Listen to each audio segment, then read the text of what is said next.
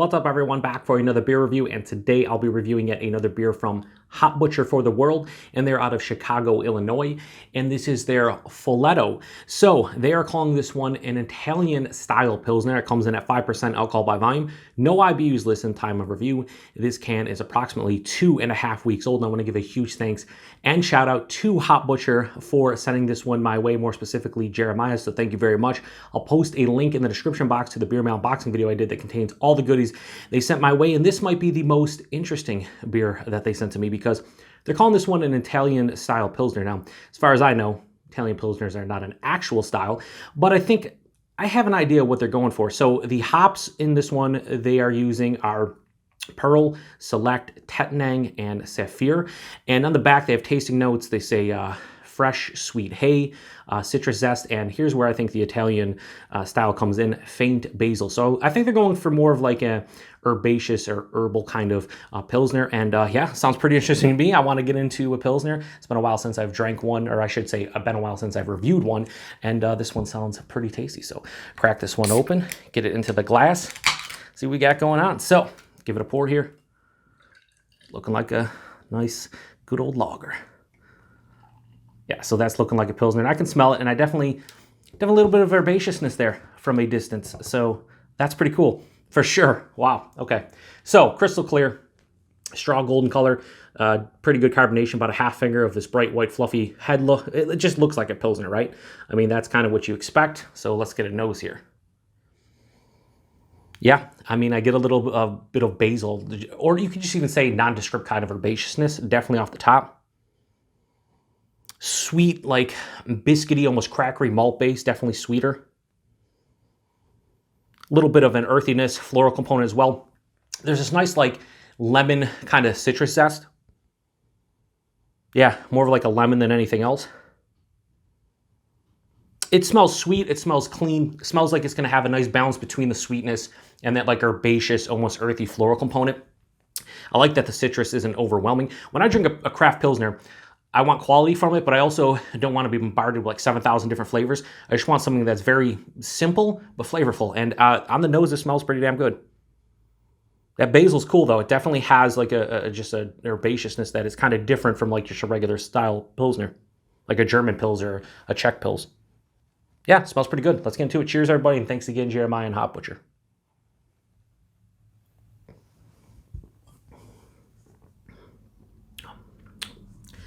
This is exactly what I want out of my Pilsner. Oh, it's really dry in the back end too.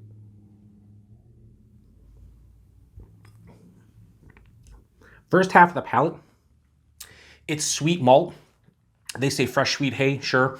For me, it's biscuity, crackery, just really sweet at the front of the palate.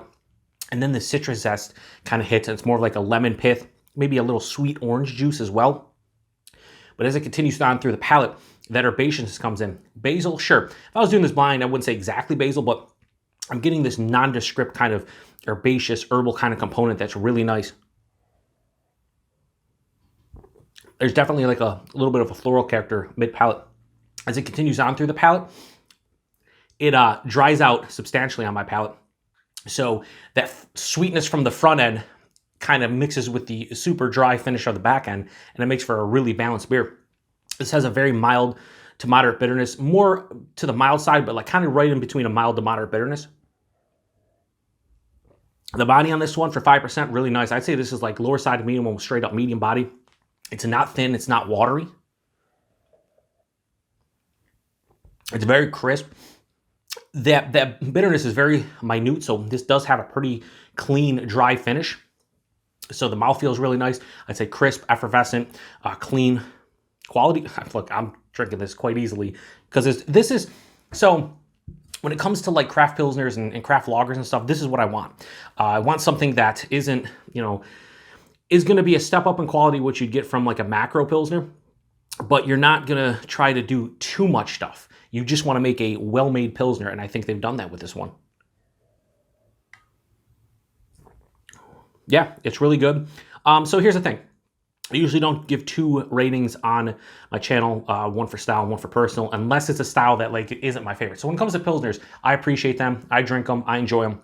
But I think when I give this a rating based on what my personal palate or personal, I guess, enjoyment level is, you might think it's a little bit low based on what I'm saying. So I would say we'll just go Pilsner, not Italian style. We'll just go Pilsner. I think this is like a 4.5 out of 5. That's kind of where this lands for me. It's a 4.5 out of 5.